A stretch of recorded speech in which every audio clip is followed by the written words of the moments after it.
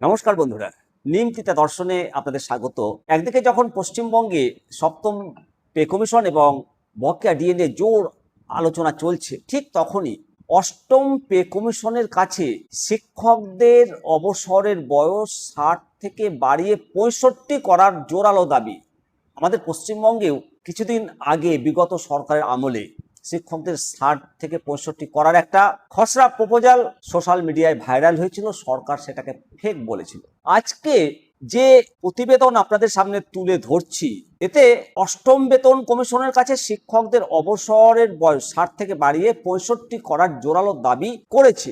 এই খবরের ভিত্তিটা কতদূর সত্যি এবং এর নেপথ্যে আসল তথ্যটা কি জানাবো। পেপার কাটিং এর রিপোর্ট অনুযায়ী অল ইন্ডিয়া এনপিএস এমপ্লয়িজ ফেডারেশনের পক্ষ থেকে অষ্টম বেতন কমিশনের বৈঠকে যে দাবিগুলো পেশ করা হয়েছে না, তার মূল পয়েন্টগুলো এক নজরে যদি দেখে নেন তাহলে আপনিও সহমত প্রকাশ করবেন।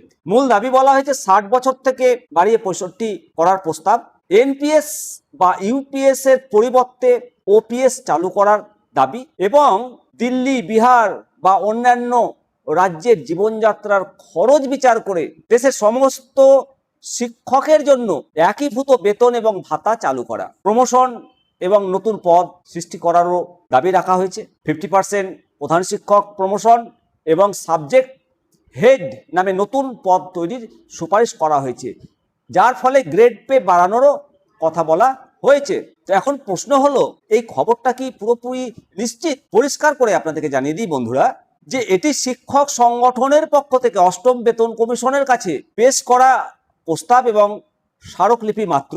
কেন্দ্রীয় সরকারের তরফ থেকে এখনো কোনো চূড়ান্ত এসওপি বা আইনি বিজ্ঞপ্তি জারি করা হয়নি। তবে পশ্চিমবঙ্গে সপ্তম বেতন কমিশনের আলোচনার আবহে কেন্দ্র সরকারের কাছে এই ধরনের প্রস্তাব দেশের শিক্ষক সমাজকে দারুণভাবে আশাবাদী করেছে।